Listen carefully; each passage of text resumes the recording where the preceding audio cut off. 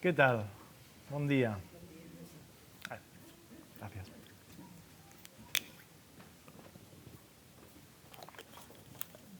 Pues hoy seguimos en nuestra carta a los Efesios y llegamos al tercer mensaje que se titula Descubre tu familia en Cristo.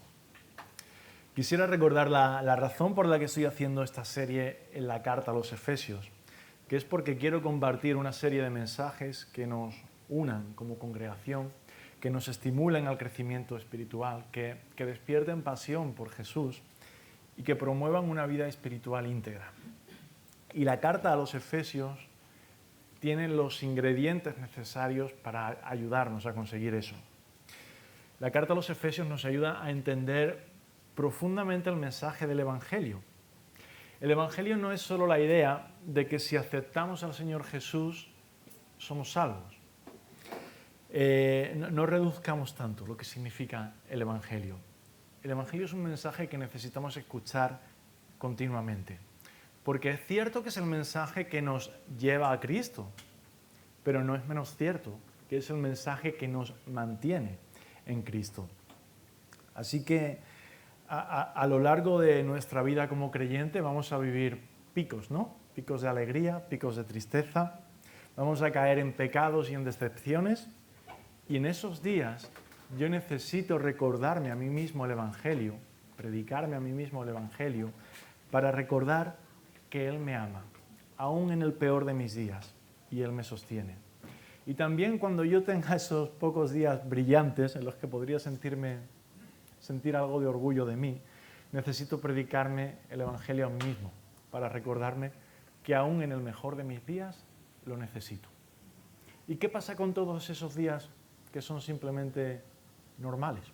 ¿Necesito también el Evangelio ahí? Pues también, porque el Evangelio nos llama a vivir con propósito cada día de nuestras vidas, con gratitud cada día de nuestras vidas, y nos mantiene enfocados en Cristo, nos saca de la apatía espiritual, predicarte a ti mismo el Evangelio, y nos motiva a seguir creciendo en nuestra fe. El Evangelio es un mensaje que nos da identidad. Descubrimos quiénes somos como cristianos, cuál es nuestro propósito, y eso tiene impacto en nuestras vidas. Porque el Evangelio es algo parecido a unas gafas con las que ves la vida. Una lente que te permite ver la vida de un color diferente. ¿Habéis escuchado lo de nada es verdad, nada es mentira? Todo es del color del cristal con que se mira.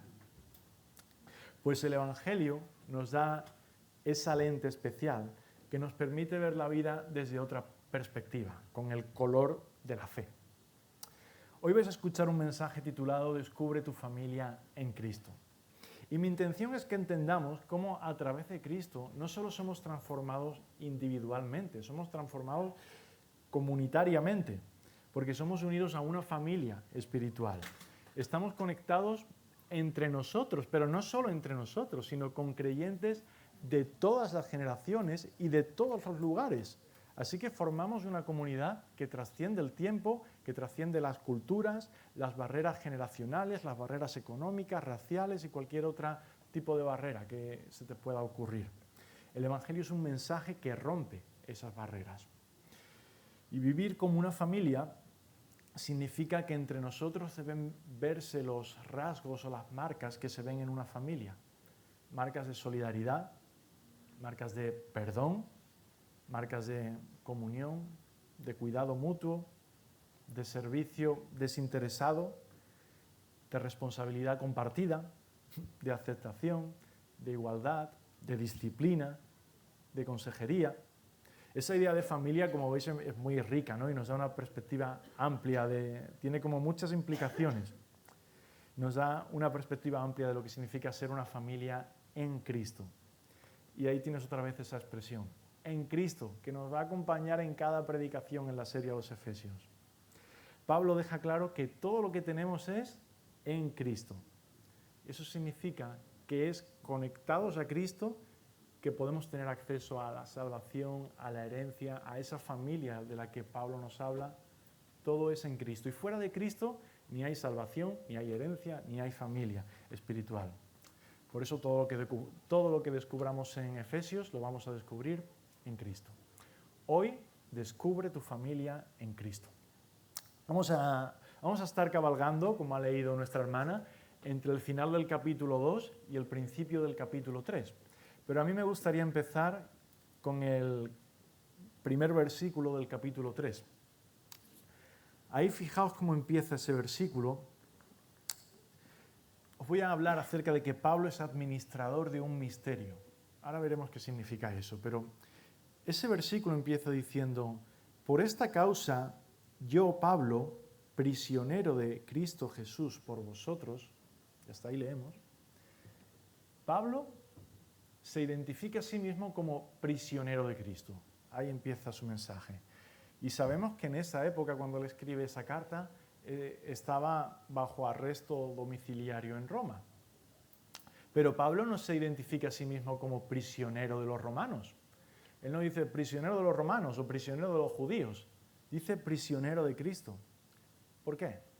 Porque tiene esas gafas de la fe, esas gafas del Evangelio que le permiten ver la vida con esa perspectiva de que su vida no está bajo la soberanía del emperador Nerón con todo el poder que tiene el emperador Nerón, sino que su vida está bajo la soberanía de alguien que tiene más autoridad que el imperio de Roma, que era el imperio más poderoso de la tierra en ese momento.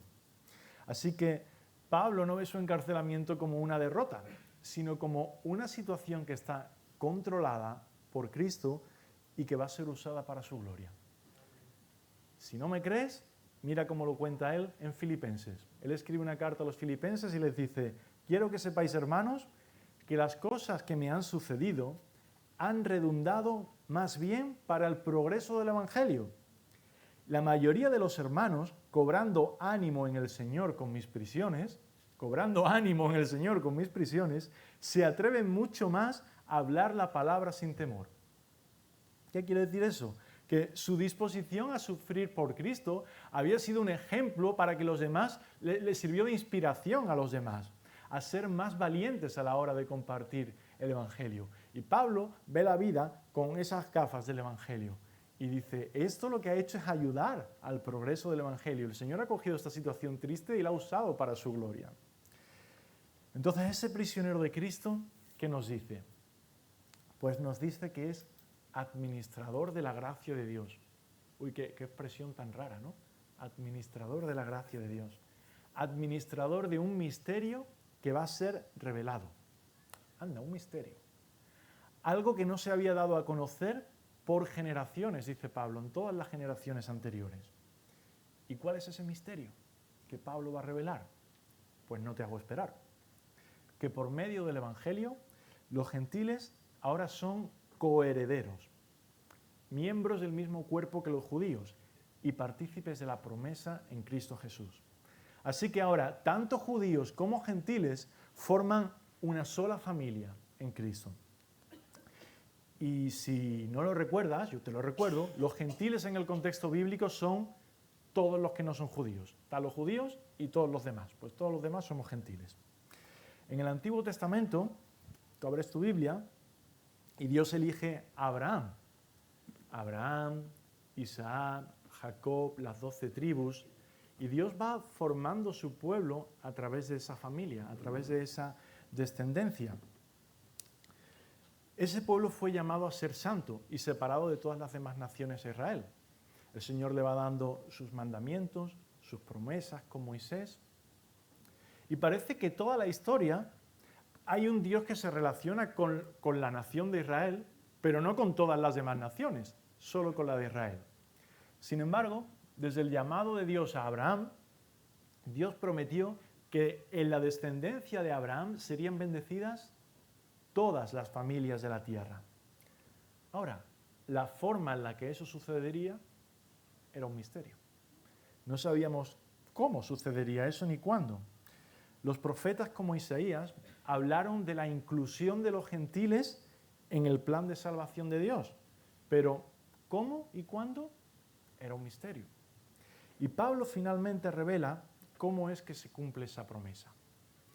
Y Dios le dio un conocimiento directo de ese misterio. Es decir, lo que Pablo revela no viene de su propio estudio. Él no coge las escrituras y llega a cierta conclusión. Él no coge el comentario bíblico del rabino Gamaliel y dice, ¿veis? Esto es lo que significa este pasaje. Sino que es un misterio que le es revelado por Cristo. Literalmente lo dice él así.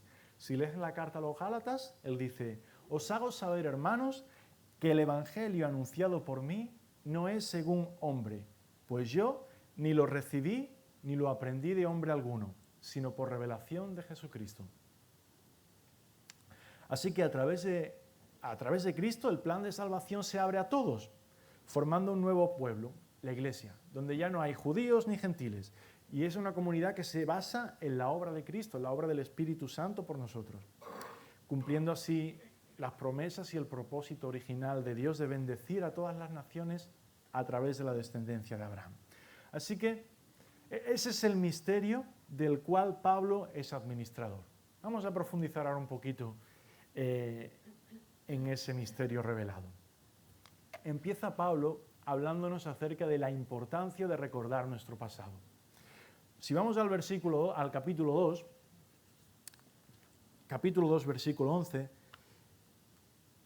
empieza diciendo, por tanto, acordaos de que en otro tiempo vosotros los gentiles erais...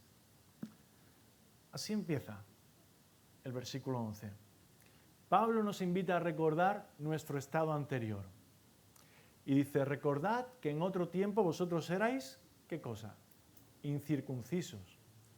Recordad que en otro tiempo vosotros estabais separados de Cristo. Estabais excluidos de la ciudadanía de Israel, ajenos a los pactos de la promesa, y vivíais sin esperanza y sin Dios. Ese es el resumen que Pablo hace de nuestro estado antes de conocer a Cristo. Y nos dice, recordadlo. En el Antiguo Testamento, la apostasía es apartarse de los caminos de Dios, pues la apostasía estaba ligada al olvido. Israel se alejaba de Dios ¿cuándo? Cuando se olvidaba de su Dios, cuando se olvidaba de sus obras, cuando se olvidaba de sus mandamientos. Así que vemos que en el Antiguo Testamento hay un llamado constante de los profetas a acordaros de Dios, a acordaros de su palabra, a acordaros de sus obras. Pero aquí hay una paradoja. La paradoja es que los gentiles somos llamados a recordar, ¿qué cosa? Nuestra separación de Dios. No se nos llama a recordar la cercanía, sino la lejanía. No se nos llama a recordar el conocimiento de las promesas, sino el desconocimiento que teníamos de las promesas. No a el pacto del que formábamos parte, sino recordad el pacto del que estabais excluidos. Y ese recordatorio no es para hundirnos en la miseria, sino para hacernos conscientes del cambio que hemos experimentado y llevarnos a ser humildes, dependientes y agradecidos. Recordar nuestro pasado nos mantiene humildes, nos recuerda que no somos mejores que nadie, no somos mejores que otros y dependemos de Dios tanto como los demás. Así que esa humildad nos protege del orgullo espiritual y nos impulsa a ser compasivos con otros, porque el peor de nosotros necesita a Cristo y el mejor de nosotros también. Uno para que le salve la vergüenza y otro para que le salve del orgullo, pero todos necesitamos a Cristo. Y cualquier familia funciona mejor si no pierde de vista su identidad, de dónde ha salido. Piensa en esos futbolistas que viven en la pobreza y alcanzan la fama, alcanzan el éxito. Al principio quizá viven su éxito con gratitud y con humildad, pero si con el tiempo se olvidan de dónde salieron, de dónde vinieron, pues pueden volverse arrogantes, ¿no? Y convertirse en personas que no aprecian lo que tienen, sino que más bien desperdician su dinero y sus vidas. Se olvidan de dónde salieron. Y de manera similar como cristianos, si olvidamos de dónde nos sacó Dios, corremos el peligro de perder nuestra gratitud y nuestra humildad y acabar desperdiciando nuestra vida. Así que recordar nuestro pasado nos mantiene anclados en la verdad de que todo lo que somos y todo lo que tenemos es en Cristo. Pablo describe nuestro estado anterior con 3 términos claves. 3. Extranjeros, incircuncisos y personas sin esperanza. Extranjeros. Extranjero no tiene por qué ser malo, puede ser bueno o malo.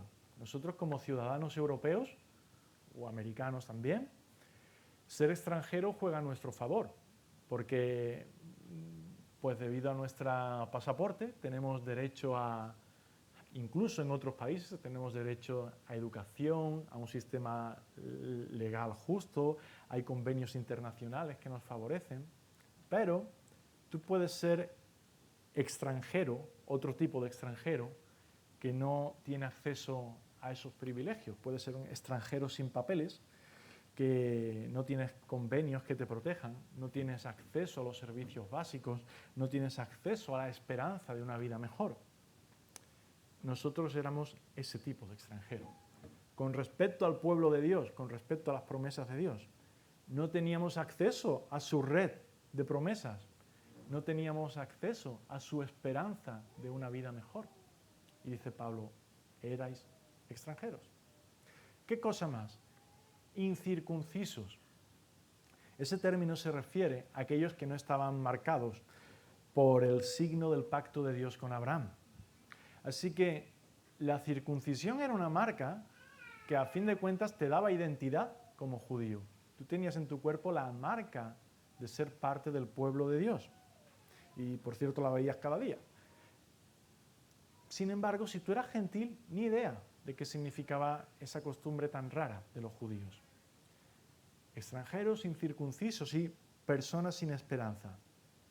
Me llama la atención que para Pablo vivir sin Dios es igual que vivir sin esperanza. Antes de conocer a Cristo vivíamos sin esperanza. Porque es que tiene razón, porque si no podemos apelar a alguien más poderoso que nosotros, que nos haga justicia, que nos saque de nuestros problemas, que nos ayude o que nos consuele, pues entonces estamos fastidiados. Porque si el problema se va de nuestras manos y no tenemos nadie más grande a quien clamar, estamos sin esperanza. ¿Qué te queda? Nos quedamos solos en nuestra lucha. Por eso muchas personas leen libros de autoayuda. Por eso muchas personas siguen por Instagram a gente que da mensajes como motivacionales o incluso acaban en la consulta de un psicólogo. No porque sufran de problemas que realmente requieran atención médica, sino porque en el fondo su problema es que viven sin esperanza. Porque cuando llega una enfermedad grave, una crisis económica, una ruptura sentimental, el mundo se les viene encima. Y la razón por la que el mundo se les viene encima es porque se preguntan, ¿y ahora qué? ¿Y ahora qué va a ser de mí? ¿Y ahora quién podrá ayudarme? Y si no tienes a Dios y el problema se te ha ido de las manos, no hay esperanza, no hay uno más grande a quien clamar. No pueden decir, como dice el Salmo 46, Dios es nuestro amparo y fortaleza, nuestro pronto auxilio en las tribulaciones. No pueden decir, como dice el Salmo 91, diré yo a Jehová, esperanza mía y castillo mío, mi Dios en quien confiaré. No pueden decir, como dice Romanos 8, sabemos que a los que aman a Dios todo ayuda a bien.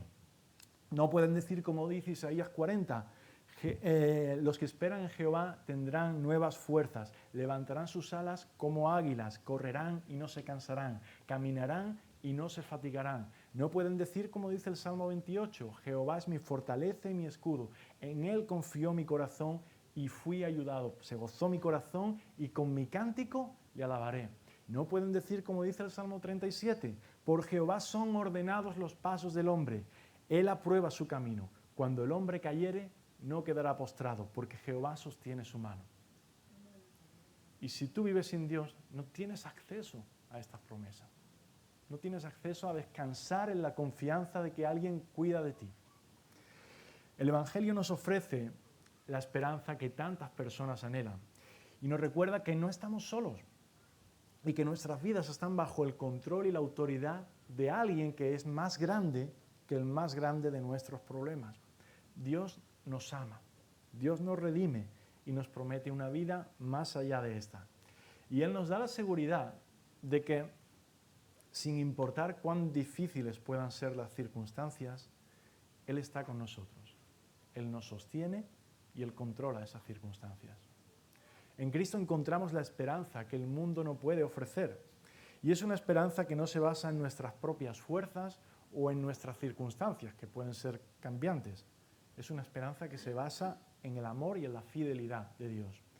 Y esa perspectiva, esas gafas del Evangelio para ver la vida, transforma la vida, la forma en la que ves la vida. Transforma la forma en la que vives el éxito y transforma la manera en la que vives el fracaso también. Perspectiva del Evangelio para todo. Ok, sí que empieza Pablo diciéndonos, recuerda tu pasado, recuerda lo que erais.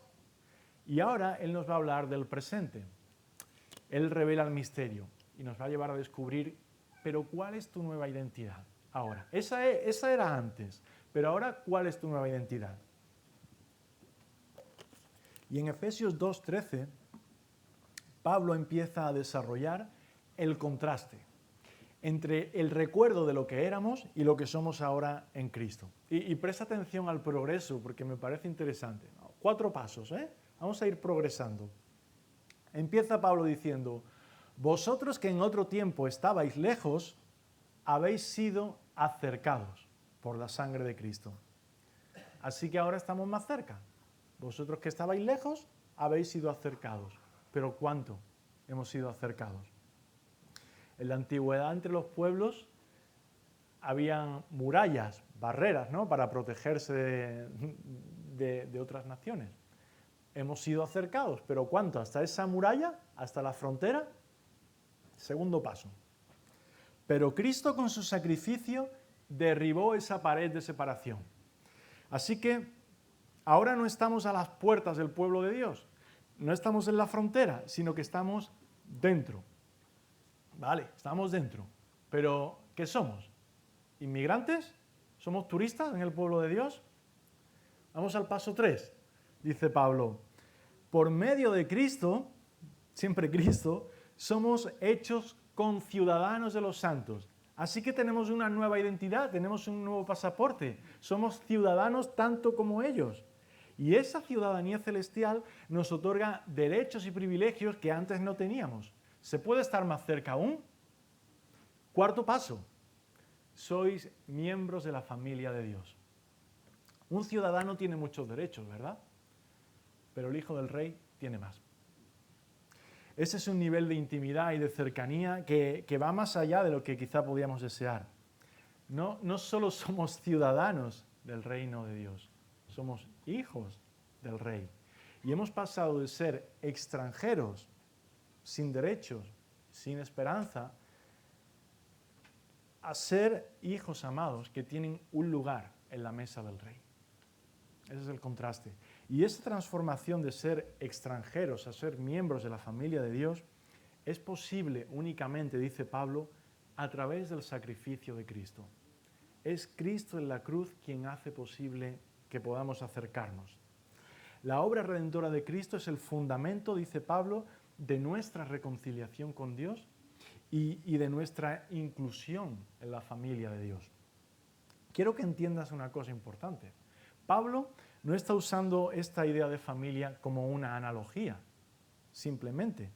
No está diciendo, la iglesia es como una familia, más o menos, como un ejemplo para que lo entiendas. No, él está revelando un misterio oculto por los siglos. Él está explicando cómo cómo todas las naciones van a ser bendecidas en la descendencia de Abraham. Y quiero profundizar un poco en eso. Efesios 2:17 dice, y vino y anunció las buenas de paz a vosotros que estabais lejos y a los que estaban cerca. ¿Sabes lo que es eso? Eso es un eco directo de una cita de Isaías, de un pasaje del libro de Isaías, donde dice el profeta, paz a los que están lejos y al cercano, dijo Jehová. Pablo está mostrando cómo es que se cumplen las profecías del Antiguo Testamento, porque él no está aboliendo ni devaluando el judaísmo en su carta, sino que nos está incluyendo a nosotros en el verdadero judaísmo, que es aquel que espera un Mesías y que lo reconoce en la figura de Cristo. Cuando Pablo dice, vosotros sois la familia de Dios, no es en un sentido metafórico. Realmente, por medio de la fe en Cristo, nos hemos convertido en descendientes de Abraham. Gálatas 3 lo expresa muy claro. Dice, sabed por tanto que los que son de la fe, Estos son hijos de Abraham. Tú eres de la fe, eres hijo de Abraham. Y dice más, dice, la Escritura, previendo que Dios había de justificar por la fe a los gentiles, dio de antemano la buena nueva a Abraham, diciendo, en ti serán benditas todas las naciones, de modo que los de la fe son bendecidos con el creyente Abraham. ¿Lo quieres más claro todavía? Ve al versículo 29. Y si vosotros sois de Cristo, ciertamente linaje de Abraham sois, y herederos según la promesa. Así que si tu fe está puesta en Cristo, tu fe está puesta en el mismo lugar donde la tenía Abraham. Y quizá tú pienses, caray, ¿cómo va a estar en el mismo lugar si Abraham vivió un montón de años antes de que ni siquiera viviera Cristo en este mundo? Abraham tenía su fe, ¿dónde? En las promesas de Dios. ¿Y esas promesas apuntaban a quién? A Cristo. Así que cuando tú tienes tu fe en Cristo, tu fe está alineada con la de Abraham. Desde diferentes momentos en la historia, desde diferentes momentos en la historia de la redención, pero apuntando a Cristo, ambas fe, se puede decir, la fe tuya y la fe de Abraham, mejor dicho. Así que cuando ponemos nuestra fe en Cristo, nos convertimos en parte de esa gran familia de fe, compartiendo la misma herencia y las mismas promesas. Ok, vamos al siguiente punto. Derribando entonces las barreras en la iglesia.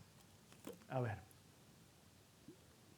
¿sabes por qué en la iglesia hay gente de derecha, gente de izquierda, ricos, pobres, guapos, feos, gordos, flacos, empleados, trabajadores, gente que es más lista, gente que es más sencilla, bromistas, serios, ancianos, niños? Porque Cristo clavó en la cruz todas nuestras enemistades. Cristo clavó en la cruz todas nuestras diferencias. Cristo clavó en la cruz todos nuestros orgullos y todas nuestras vergüenzas. Todas las murallas que podían separarnos, Cristo las clavó en la cruz. Él las derribó y nos hizo una familia. En la iglesia no somos definidos por nuestras etiquetas sociales o políticas o culturales.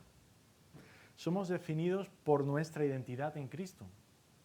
Yo no soy vegetariano, ni heterosexual, ni republicano, yo soy cristiano. Y esa es mi identidad, esa es mi etiqueta por encima de todas las demás etiquetas que yo pueda tener. Y todos los que se identifican con Cristo por encima de cualquier otra etiqueta son mi familia. Y da igual quién voten, y da igual si les gusta el fútbol o los toros, da igual si hablan catalán o chino, si tienen los ojos como platos o rajados. Son mi familia, porque nuestra identidad está en Cristo, en primer lugar. Así que en Cristo esas divisiones son superadas y nos convertimos en una nueva creación, una nueva familia unida por la fe en Él. Y fíjate que en Cristo nuestras diferencias no son eliminadas, sino que son reconciliadas y redimidas. La verdadera unidad de la Iglesia no significa que todos somos fotocopias unos de otros, sino que nuestra diversidad está reconciliada en Cristo. Y eso es un anticipo hacia dónde apunta Apocalipsis, sobre cómo será el cielo, ¿no? Apocalipsis nos deja algunos detalles de cómo será aquello. Y dice el libro de Apocalipsis, miré y he aquí una gran multitud, la cual nadie podía contar, de todas las naciones, de todas las tribus y pueblos y lenguas, y todos estaban delante del trono y en la presencia del Cordero, vestidos de ropas blancas y con palmas en las manos, y clamaban a gran voz diciendo, la salvación pertenece a nuestro Dios, que está sentado en el trono, y al Cordero. Eso es lo que nos espera. Más vale que te vayas acostumbrando. Se está levantando alguna barrera porque el de al lado no te cae muy bien, porque lo vas a tener que aguantar por la eternidad. Así que más vale quitar las barreras ya. La Iglesia está llamada a ser una comunidad donde nuestras diferencias terrenales son secundarias si lo comparas con nuestra unidad en Cristo. Cristo ha derribado todas las barreras y nos ha unido en una sola familia. Y ese es el misterio revelado. Personas de todas las edades, de todos los trasfondos, de todas las perspectivas, unidas por el amor redentor de Cristo y por el poder transformador del Evangelio. ¿No te invita eso a derribar las barreras que a veces nosotros mismos levantamos? ¿No te invita eso a querer vivir en unidad y paz como una verdadera familia? Vamos al último punto. Viviendo como una familia. ¿Cuántas denominaciones evangélicas existen? Cada una con sus particularidades, pero perdiendo de vista quizá que nuestra verdadera identidad se encuentra en Cristo.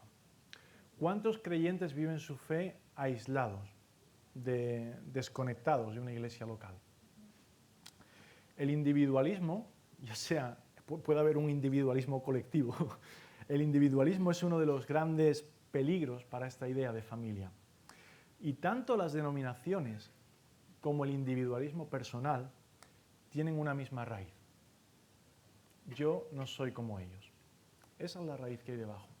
Yo no soy igual que ellos. Y un mismo fruto, el orgullo. Yo soy un poquito mejor, un poquito más listo, un poquito más santo. Pero esa es la raíz y el fruto. No soy como ellos, soy un poquito mejor. Digo un poquito por ser humilde, pero ya ves. Recuerda que nuestra fe se vive en comunidad.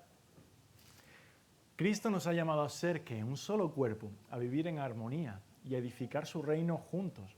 Entonces, pues no tiene mucho sentido que permitamos que nuestras diferencias culturales o personales nos dividan. Entonces, en lugar de levantar barreras, ¿qué tal si trabajamos un poco y nos esforzamos por derribarlas? Buscando siempre pues, el bien común y esa idea de familia. Si somos una familia, eso debe impulsarnos a acercarnos más unos a otros, a perdonar, a servir y a amar con el mismo amor que hemos recibido, con el mismo amor que hemos sido amados. Porque en Él somos herederos de esa promesa y llamados a reflejar esa gloria al mundo. Una buena pregunta. ¿Y cómo vas a hacerlo? ¿Cómo vas a hacer eso? ¿De dónde vas a sacar tu coraje para pedir perdón a ese hermano al que has ofendido? ¿De dónde vas a sacar tu gracia para perdonar a ese hermano que te ha herido? ¿De dónde vas a sacar tú las ganas de quedar con ese hermano que habla tanto y que solo lo puedes escuchar porque no te deja hablar? ¿De dónde vas a sacar tú las fuerzas y las ganas para vivir así? Pues del Evangelio. Del Evangelio, ¿de dónde si no? ¿Recuerdas lo que te dije al principio? El Evangelio no es solo el mensaje que te lleva a Cristo, es el mensaje que te mantiene en Cristo, el mensaje que necesitas escuchar para mantenerte lejos del orgullo, lejos de la vergüenza, lejos de las excusas, lejos del resentimiento. Necesitamos predicarnos el Evangelio a nosotros mismos y cada día. Y eso significa recordarnos continuamente quiénes somos en Cristo. ¿Qué ha hecho Cristo por nosotros? ¿Cómo nos ha tratado Él? No basta con haber escuchado el mensaje del Evangelio una vez. Debemos dejar que esa verdad impregne nuestras vidas diariamente. El Evangelio nos recuerda que nuestras diferencias no nos separan porque Cristo ha derribado todas las barreras y ha construido todos los puentes que hacían falta en la cruz. Así que cuando nos cuesta perdonar, porque nos cuesta perdonar, necesitamos recordar cuánto hemos sido perdonados nosotros. Cuando nos sentimos insignificantes, necesitamos recordar que somos valiosos porque la sangre de Cristo se ha vertido para comprarnos. Cuando enfrentamos dificultades, necesitamos recordar que Dios no nos deja y que Él controla aún nuestras dificultades. Si el Señor perdonó mi deslealtad, ¿cómo no voy yo a perdonar deslealtades mucho más pequeñas por vuestra parte? Si el Señor no me ignoró cuando yo estaba muerto espiritualmente, ¿cómo voy a ignorar yo a ese hermano que quizá no me edifica tanto con su conversación porque porque quizá no está a mi nivel teológico. Si el Señor no me invitó a su mesa, ¿con qué derecho no voy a invitar yo a alguno de vosotros por viejo, por joven, por pobre, por rico, por independentista, por lo contrario?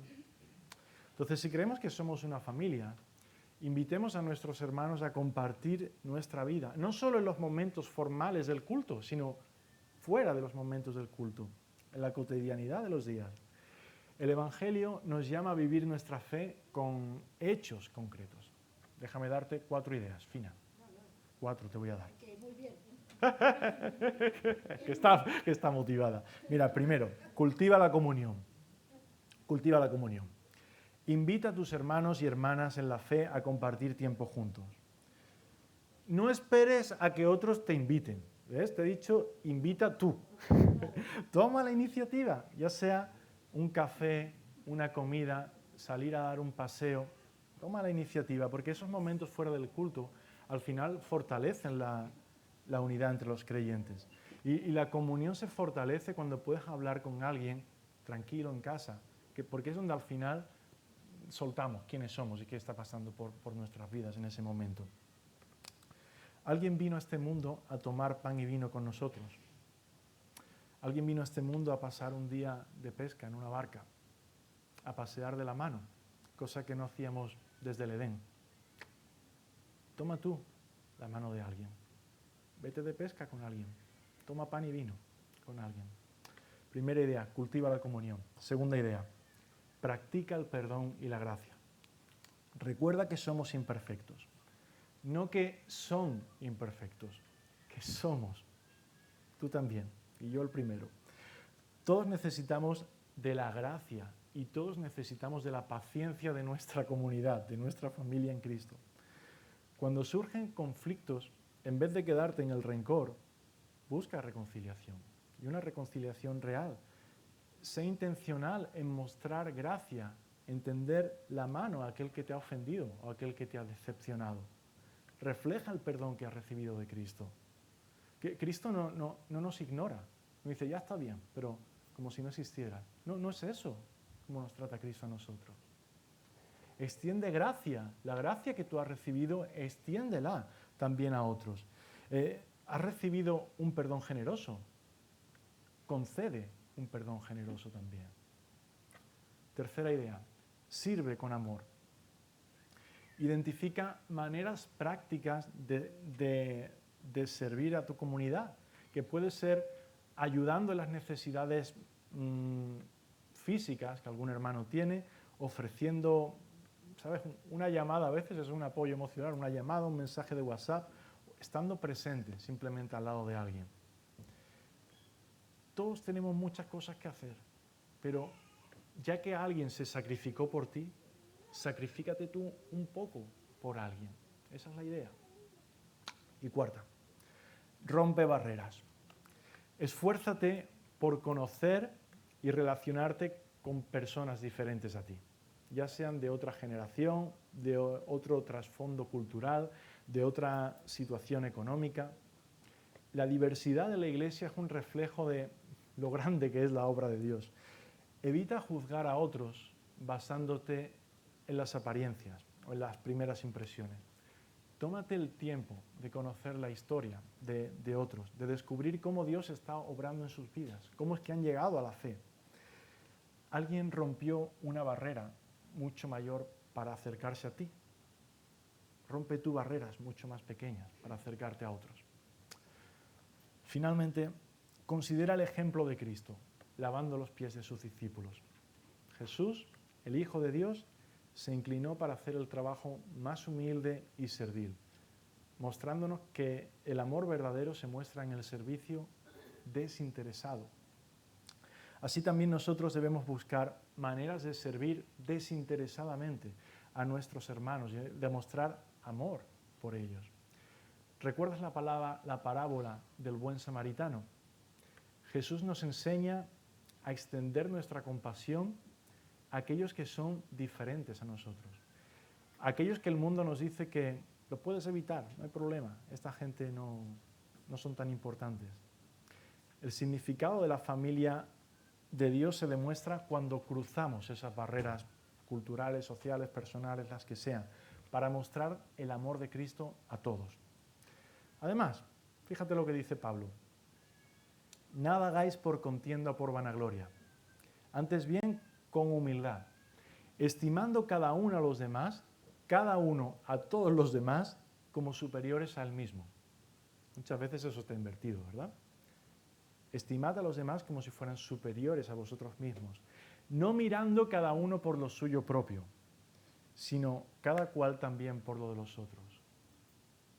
¿No te parece a ti, o es mi sensación, de que tenemos aquí el orden un poco invertido y que miramos más por lo nuestro que por lo del prójimo, por nuestro tiempo, por nuestros derechos, por nuestro bienestar? Esa actitud de humildad y de cuidado mutuo es la que debe caracterizar nuestra vida en comunidad. ¿Y cómo vas a hacer eso? Te pregunto otra vez. Necesitas el combustible del Evangelio para poder vivir así. El recuerdo de cuánto has sido perdonado y cuánto has sido amado para vivir de la misma forma. Fue mi experiencia, y creo que seguramente la de alguno de vosotros, al acercarme a una iglesia bien jovencito, quedar sorprendido por el amor que esa gente se tenía entre sí. Y recuerdo que cuando yo era jovencito era una marca muy característica. O sea, muchas personas se acercaban a la iglesia y el primer impacto era: esta gente se ama. O sea, esta gente tiene un cariño entre sí que se ve, se transmite, y hacia el que llega de fuera. Y yo me pregunto si no hemos perdido algo de ese amor. Ser una familia en Cristo no es solo un concepto teológico, no es una bonita metáfora, sino que es una realidad práctica que debe transformar nuestra manera de vivir y nuestra manera de relacionarnos entre nosotros. Al derribar esas barreras y vivir en unidad, mostramos al mundo el poder redentor del Evangelio y el verdadero significado de ser una familia en Cristo. Amén, iglesia. No lo olvides. Trata de recordarlo y meterlo ahí en el cajón de las cosas que no se olvidan.